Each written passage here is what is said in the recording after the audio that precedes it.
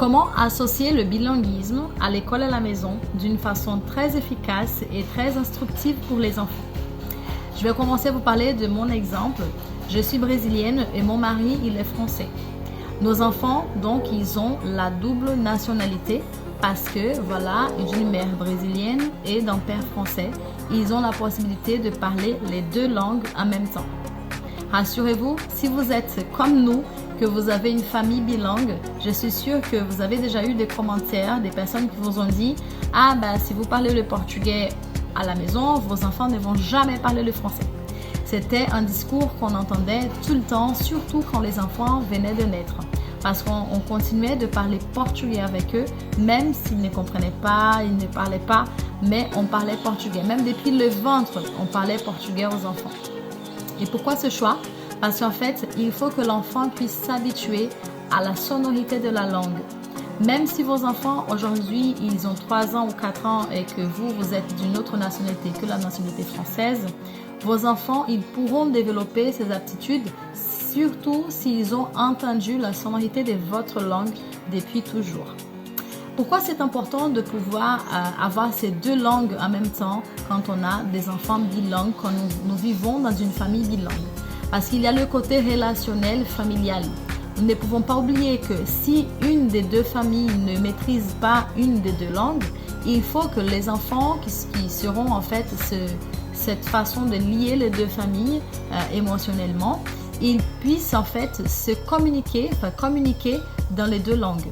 Cette communication, elle va du côté affectif jusqu'au côté actif de la langue, vraiment. Par exemple, imaginez que vos enfants, vous parlez arabe et que vos enfants sont nés en France et qu'ils ne parlent pas arabe. De quelle façon ils vont pouvoir communiquer avec votre famille qui ne parle que arabe, qui ne comprend pas le français? Ou même le portugais, c'est pareil, l'espagnol. Donc, privilégier le bilinguisme, c'est quelque chose de très intelligent de la part des parents. Même s'il y a des personnes qui ne sont pas bien informées ou qui ont eu des mauvaises expériences, qui ont mal vécu le bilinguisme chez eux, même s'ils vont vous donner des conseils qui, à mon avis, ne sont pas le bon, à vous de choisir, à vous d'identifier, de savoir ce que vous voulez vraiment pour vos enfants. Maintenant, comment l'école à la maison, elle peut aider ce bilinguisme, aider le développement de ce bilinguisme? Alors, tout simplement parce que vous allez pouvoir consacrer beaucoup plus de temps à parler, à échanger et bien sûr à enseigner le côté grammatical à vos enfants de votre langue maternelle qu'à l'école, ils n'auraient pas eu cette possibilité.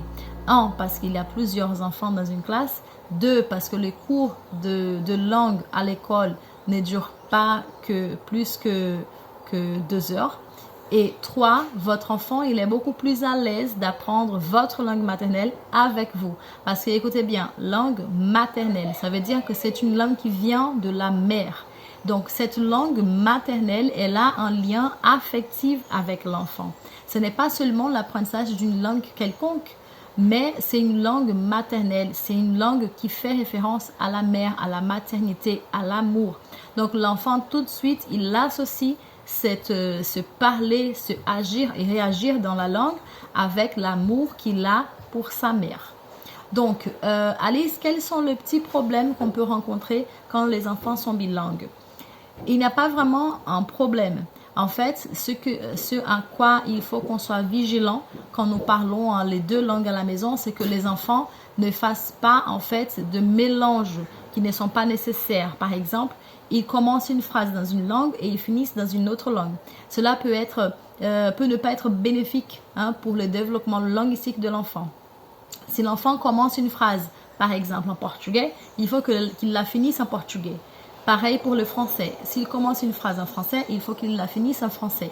Et si vous voyez qu'il n'arrive pas à finir la phrase en français, par exemple, ou en portugais, il faut que vous, en tant qu'adulte, et si vous parlez les deux langues, il faut que vous puissiez identifier là où il y a le blocage pour qu'il puisse s'exprimer et demander « Maman ou papa, comment on dit telle ou telle chose en français ou en portugais ?» Comme ça, il va comprendre que s'il commence dans une langue, il faut qu'il termine dans cette même langue.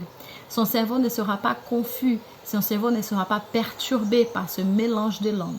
Et vous, pareil, quand nous parlons deux langues, on va dire que c'est un peu naturel de vouloir commencer dans une langue et finir dans une autre, surtout si notre interlocuteur, il parle les deux langues.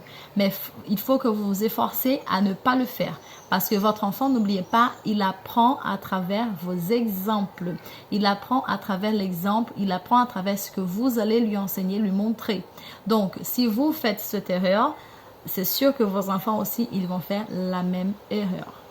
Maintenant, Alice, si je ne parle pas portugais et si j'ai envie en fait que mon enfant apprenne le portugais, même si moi je ne parle pas, est-ce que c'est possible? Oui, c'est possible, mais je vous parlerai de cela dans une prochaine vidéo parce qu'en fait, c'est un sujet aussi très enrichissant, très complexe et ce sont des choses que nous vivons à la maison quand on fait l'école à domicile. Moi, je ne maîtrise pas l'anglais, mais j'enseigne l'anglais à mes enfants. Vous pouvez me demander, mais comment Alice, comment ça tu peux enseigner l'anglais à tes enfants si tu ne maîtrises pas la langue? Alors tout simplement parce que j'utilise les techniques d'enseignement, les techniques d'apprentissage des langues. Donc quand on utilise cette technique pour une langue, on peut l'utiliser pour toutes les langues. Mais c'est une technique qu'il faut apprendre. Dans une prochaine vidéo, dans une prochaine occasion, je vais vous parler de cette technique et vous montrer que c'est possible. Si vous faites l'école à la maison et que vous voulez que votre enfant soit sensibilisé à une autre langue, qu'il soit sensibilisé et vraiment qu'il puisse plonger dans l'apprentissage de cette langue, je vais vous montrer comment faire à partir de ces techniques d'enseignement et d'apprentissage que j'ai développées, bien sûr, à travers mes années d'études en langue française et aussi en enseignement, en fait, enseignement-apprentissage en langue française. Donc, voilà. Pour les parents qui sont toujours un peu confus et qui essayent, en fait, de parler maximum la langue étrangère à la maison, je vous encourage, en fait, à commencer à parler et à développer votre langue. Il y a une chose qui est très efficace, qui fonctionne à chaque fois. C'est le côté passionnant de la langue, c'est le côté naturel de la langue.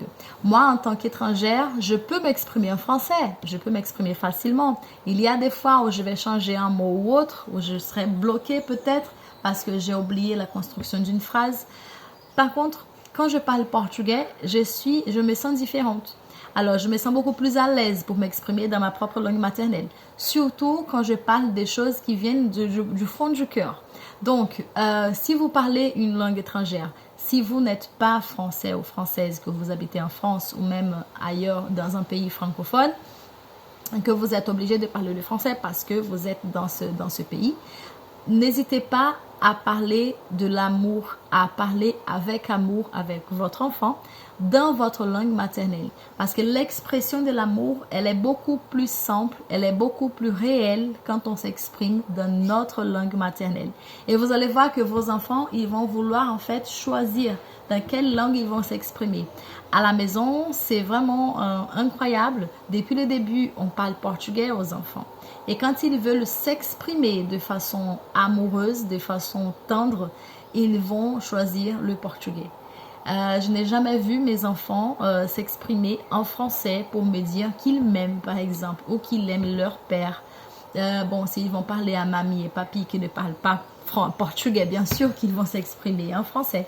Mais, ou même à d'autres personnes qui ne parlent pas, qui ne comprennent pas le portugais, ils vont s'exprimer en français, bien évidemment. Mais s'ils savent en fait que la personne, elle comprend le portugais, dès qu'ils comprennent en fait que la personne, elle comprend au moins 1 ou 2 mots en portugais, ils vont passer tout de suite en portugais. Parce que pour eux, c'est la langue de l'amour, c'est la langue des liens émotionnels, c'est la langue vraiment qui touche leur côté émotionnel. Donc ne ratez pas cette opportunité, c'est une richesse de pouvoir être bilingue dans nos jours.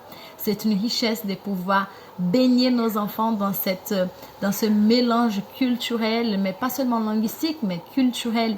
Votre culture, elle est importante. Votre culture, elle est valable. Ce n'est pas parce que vous êtes en France que vous allez oublier d'où vous venez. Vous allez oublier votre culture, votre mode de vie et surtout votre famille, vos amis qui sont toujours dans le pays. D'accord? Donc, le pays de votre cœur, il va vous définir. Le pays d'adoption, c'est où vous vivez aujourd'hui. Mais le pays de votre cœur, c'est le pays qui vous a fait grandir. Donc, je vous souhaite une belle journée. Si vous avez aimé cette vidéo, n'hésitez pas à la partager Et on se donne rendez-vous pour une prochaine vidéo où je vais vous parler comment enseigner le bilinguisme à la maison. Bye bye.